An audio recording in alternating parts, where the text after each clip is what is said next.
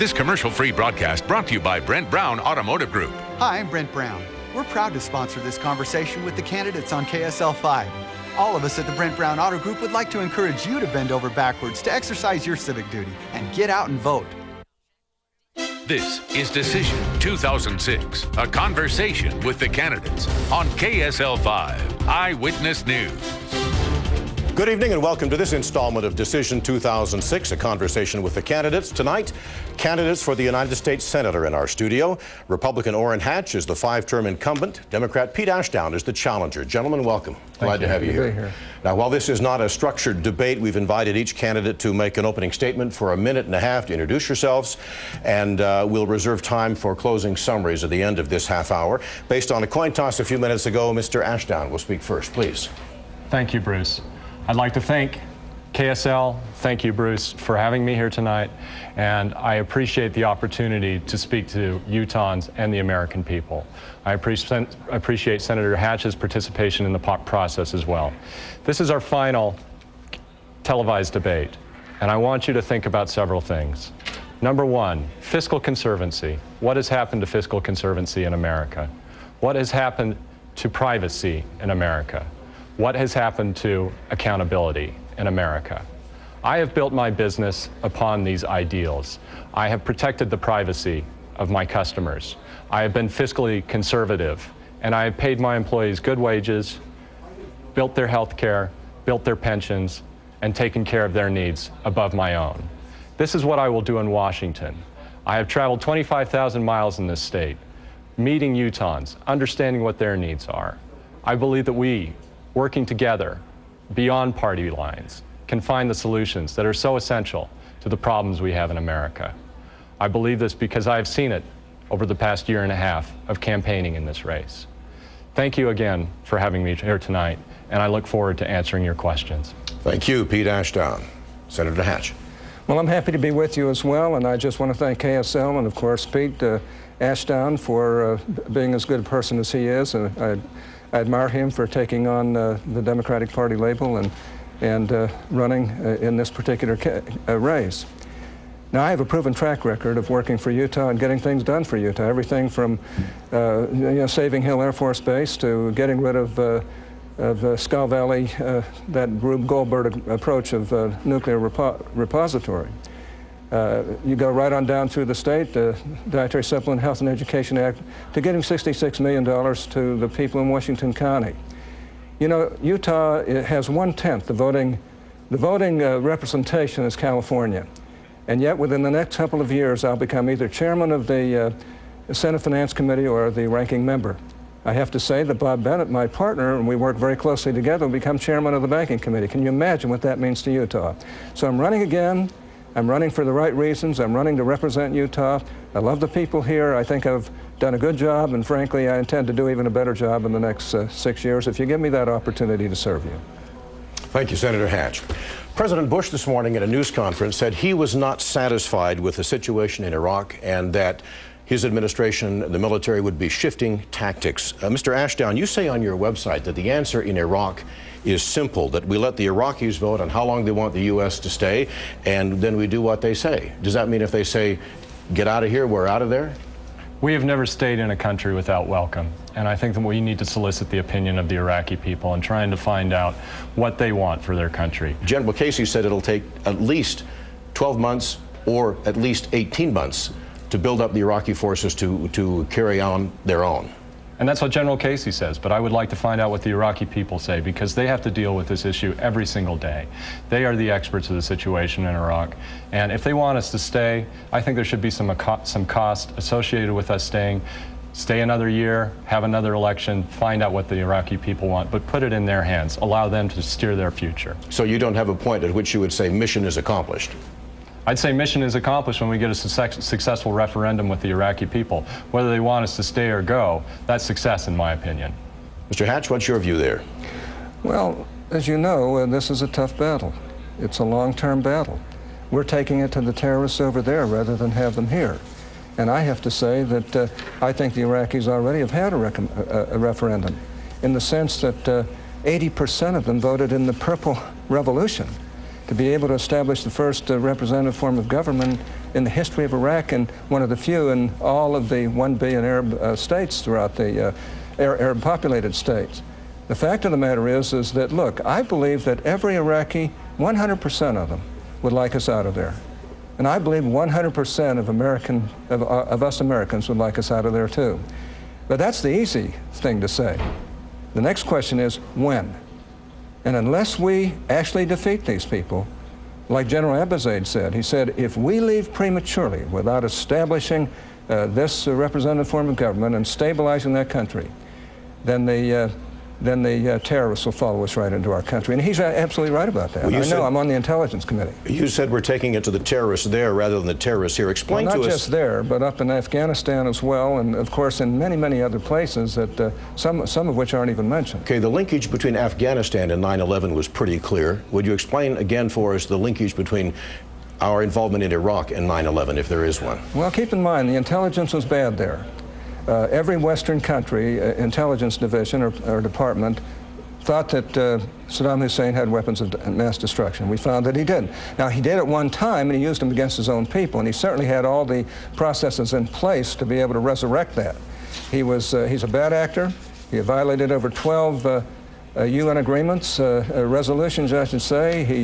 He refused to account for his weapons of mass destruction, and of course, he killed over 300,000 of his own people, burying them in mass graves, men, women, and children, plus about 180,000 Kurds.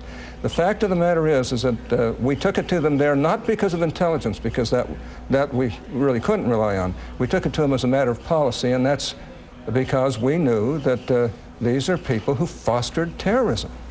Do you acknowledge the linkage between 9/11 and our involvement in Iraq, Mr. Ashdown? No, I do not, and I see it a complete failure of intelligence, like Senator Hatch said. And who was responsible for that intelligence? Our CIA and our Senate Intelligence Committee, which Senator Hatch sits on. Why were these questions not asked 3.5 years ago when we were considering the intelligence? It was a matter of policy, but it was also a matter of intelligence backing that policy, saying that we needed to go in immediately, not wait for our allies, not wait for the weapon inspectors to finish their job. We needed to do it right away. Well, I have to say that on the Intelligence Committee, we were examining every aspect of that, and we were relying on the faulty intelligence that, yes, our intelligence community, 16 different aspects of the intelligence community, gave us. And they were relying on what had happened in the past and on other countries. France, the United Kingdom, ourselves, others, all believed that Saddam Hussein had weapons of mass destruction. He was going to use them. It was a matter of policy to go after him. And you know, we've either killed or captured a high number of al-Qaeda people, not only in Afghanistan, but also in Iraq.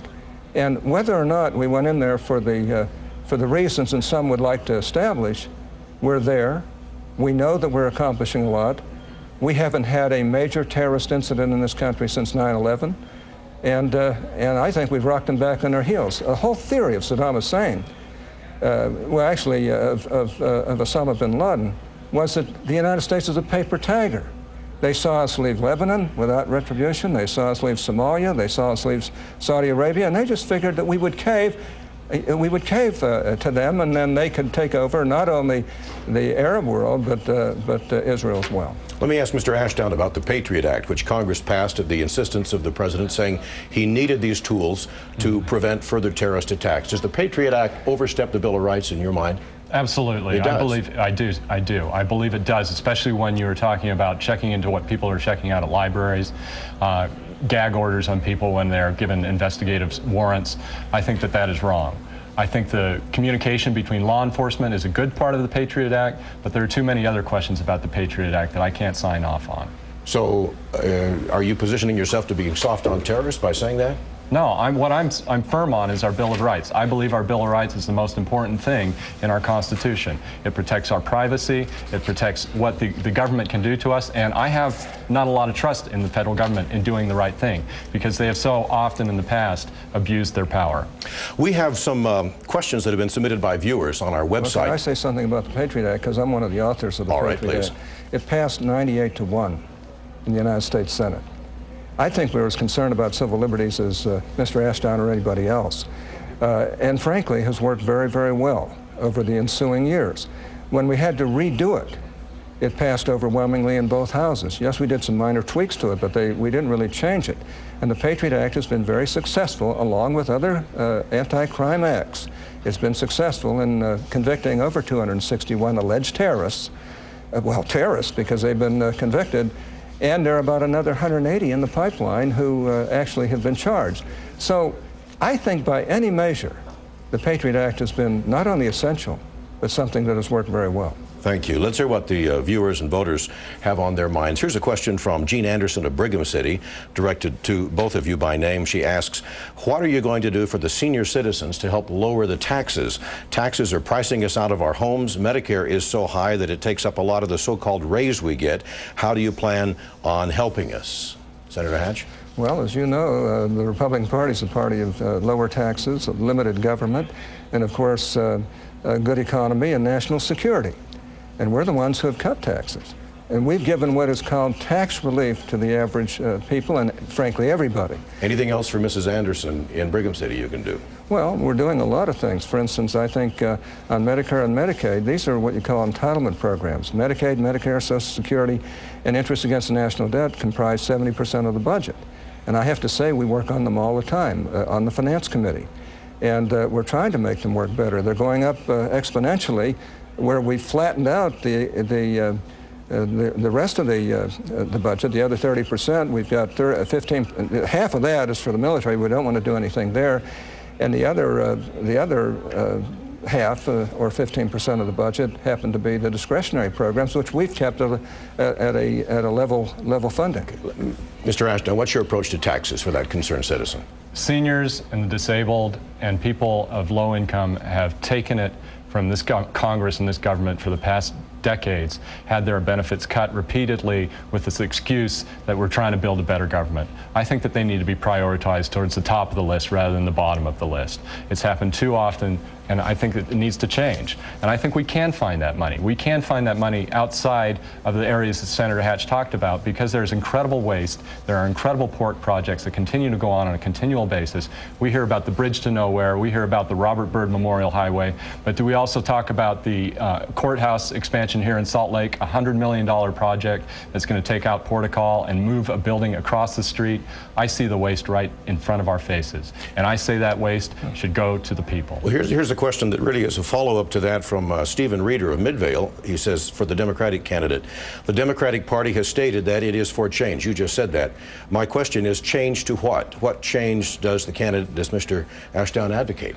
The number one change I'm talking about is accountability of government, accountability of our elected officials, knowing who they are meeting with, knowing where their funding comes from, having that posted on a monthly basis on a website. And in my case, I've been posting my schedule on a regular basis on my website. From the dawn of this campaign until after I'm elected, I will continue to post who I am meeting with and what I'm meeting about. They, in those public jobs, should be telling us what is going on in their public lives. And I also believe accountability extends into how our money is spent. Every department of government should post their expenditures and their budgets online for the American people to see. I see no excuse for not doing that.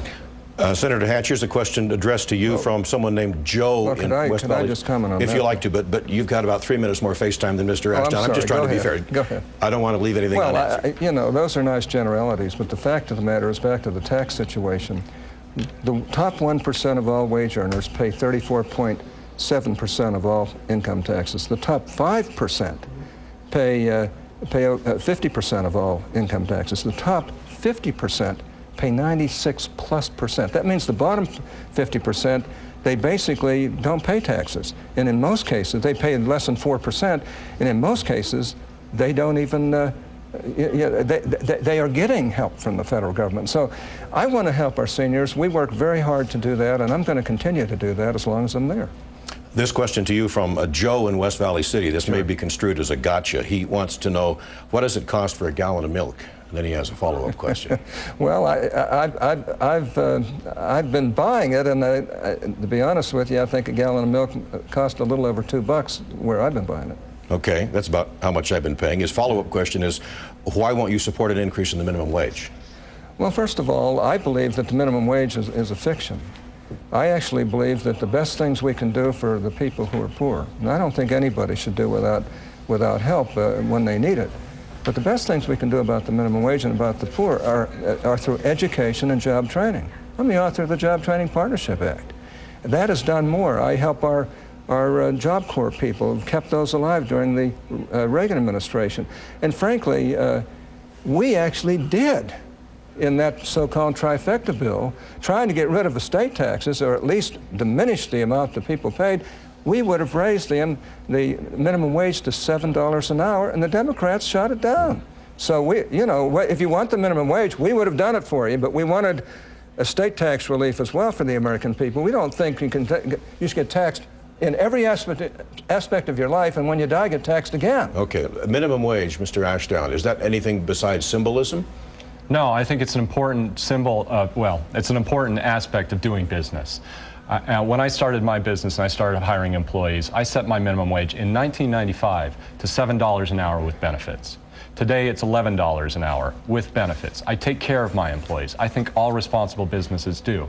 It's the irresponsible businesses that shove that responsibility off to the taxpayer. So we have to pay for social services, we have to pay for health care for these irresponsible businesses, and in some cases, they're making hundreds of millions of dollars on the corporate level. They should be taking care of their responsibility, and I believe increasing the minimum wage does not punish business. It goes after the irresponsible businesses. And I want to talk a little bit about Senator Hatch and his demonization of the Democrats. We've had a Republican Congress for nearly 12 years now. We've had control of the executive branch and Congress for the last 6 years. So to blame the Democrats for some of these issues that he completely comes back and says it's all the Democrats' fault, I think is wrong. Take some responsibility, Senator Hatch, for the last 6 years. Take some responsibility for the last 12 years of the Congress and say why we have a deficit at the state we do. Well, I need to respond to that. Sounds like a question. First of all, I sit in the United States Senate. The Democrats have been filibustering every bill they don't agree with, meaning you've got to have a supermajority vote of 60. They can easily put together, because they are uniform for their liberal approaches, they can easily put together the 41 senators that can stop every piece of legislation. And frankly, that's what they've been doing. You talk about obstruction, you talk about stopping things, that's what they've been doing. We've tried very, very hard. We've been able to roll them on some occasions because we've occasionally got some Democrats who go with us. But take the small business health care bill. Everybody in small business wants that bill. All of our small businesses in Utah want that bill. It would reduce health care costs by 12%. It would give health insurance to over 1 million people. They shot it down. We had 55 votes in the Senate, meaning we basically had a majority, but we couldn't get it through because of the filibuster. So don't give me stuff about criticizing the Democrats. I think they deserve the criticism. They're not really there to govern. They're there to obstruct, and that's what, not all of them. I have some great friends among the Democrats. I'm one of the few who can bring both sides together. I'm always open to their good ideas. But my gosh, we've had filibuster after filibuster after filibuster, and every time we have a budget, they try to add another $400 billion in spending. Hey, what about that, Mr. Ashdown? Would you follow that pattern of the I don't Senator believe outlines? every bit of progress in America has been done by a supermajority. I don't think we need a supermajority to get things done in America. You're in the Senate. Excuse me. Sure. I think leadership is where it counts. John F. Kennedy saying we need to go to the moon. Did he have a supermajority to get that done? I don't think so. I think we have leadership and vision that gets things done in America. Now, obstructionism, I'm against obstructionism on all levels. I'm against filibustering judicial appointments, but I'm also against Senator Hatch holding back judicial appointments from ever getting to committee. In 2000, when he was running for president, he said, I've personally held 100 liberal judicial appointments back behind the scenes, so they never got to committee. Did those people not deserve an up and down vote? I never said that. Deseret News, 2000. Never said that. The fact of the matter is that I put through more judges because I believe a president has a right to an up and down vote for his judges, his or her judges. And frankly, there were some people on our side who did delay, but nothing like the Democrats have done. Never before has the Senate filibustered judicial nominees until really 2003, this presidency. And I think it's abysmal. It's just totally wrong. Let's move on. You're opposing parties, that's evident.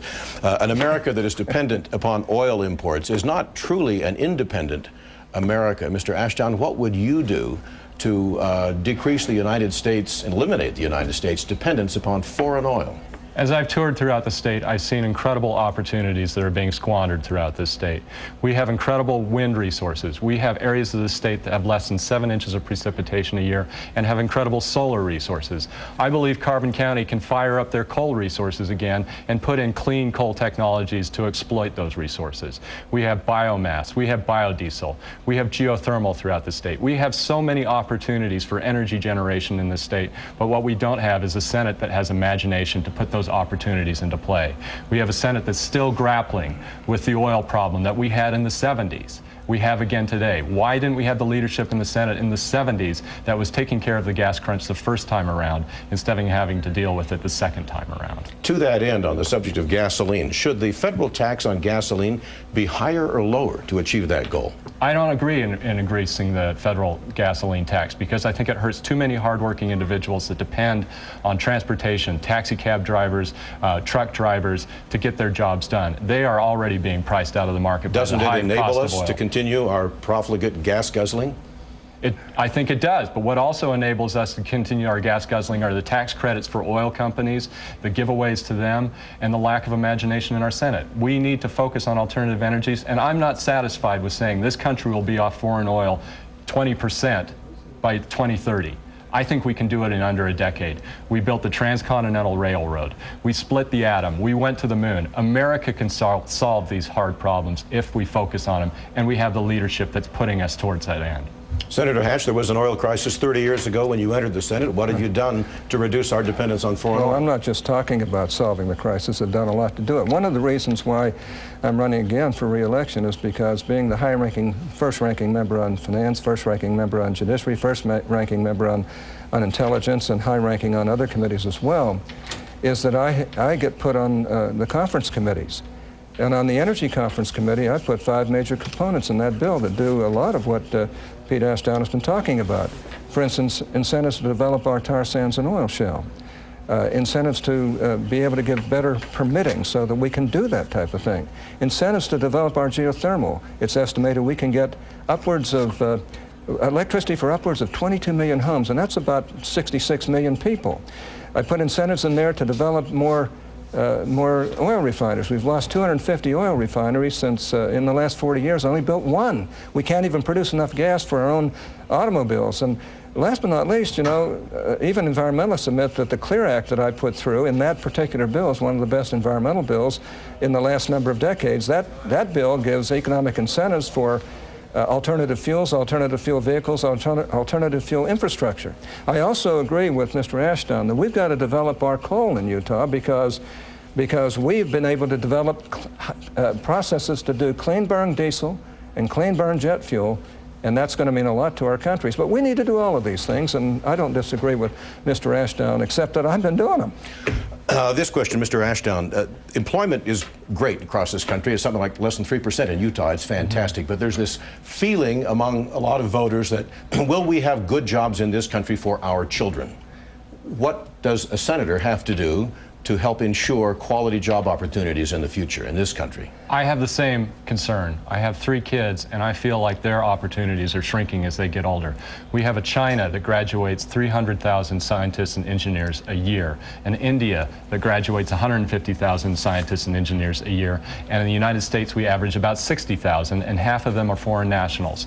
We need to inspire our children again. I was inspired by the moon race, the space race. I think we can do the same for our children. We're coming up on the deadline here, and I want to give you each 1 minute to summarize your positions. The coin toss directs that Mr. Hatch would speak first.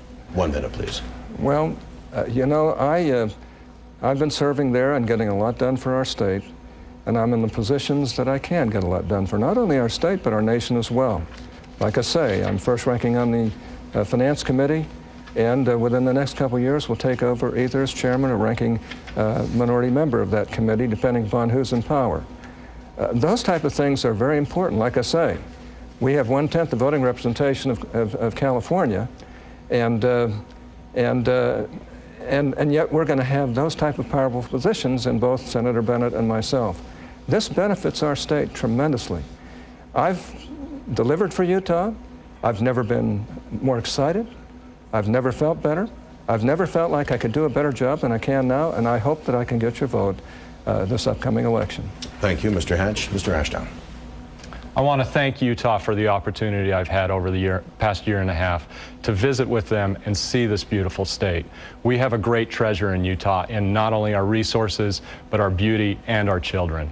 I'm out there fighting for our children because I believe I can give them a better America. I ask all of Utah to take a careful look at my campaign, to look at my website at www.peteashdown.org. You will find a robust discussion of the issues and an opportunity to let me know what you are thinking as well. This is a collaboration. This campaign is a collaboration, and I will carry that collaboration to the government in taking the voice of the people and understanding your needs, your desires, and your ideas that could solve the toughest problems in America. I will be accountable to you, and I am accountable to you now, and I'm demonstrating it now, and I've made these promises to you, Utah, and I ask you to take a careful look between myself and Senator Hatch. I think you will see a distinct difference, and I want you to vote for me in November, and I thank you for this opportunity tonight. Thank you. Pete Ashdown, Orrin Hatch. We have links to both candidates' websites at KSL.com. At KSL.com, you're also able to submit questions for use in our future conversations with candidates and indicate which issues you'd like us to discuss. We have two more of those conversations planned for next week. On Monday here at 6:30, Jim Matheson and LeVar Christensen, candidates for the U.S. House of Representatives in Utah's 2nd District, will be in studio. I hope you'll be able to join us then. Election Day, of course, is November 7th. But throughout Utah this year at county clerk's offices, you can vote now. Thank you for joining us this evening. I'm Bruce Lindsay, wishing you a good evening.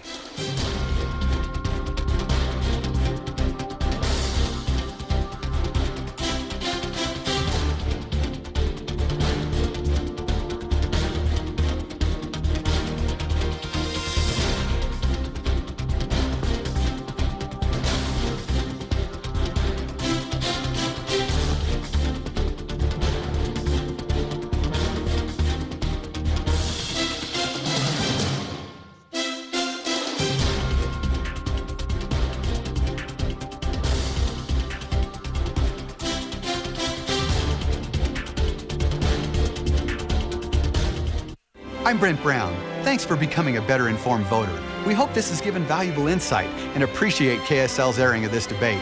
All of us at the Brent Brown Auto Group would like to encourage you to bend over backwards, to exercise your civic duty and get out and vote. Time and temperature brought to you by Siegfried and Jensen, 1-800-INJURED.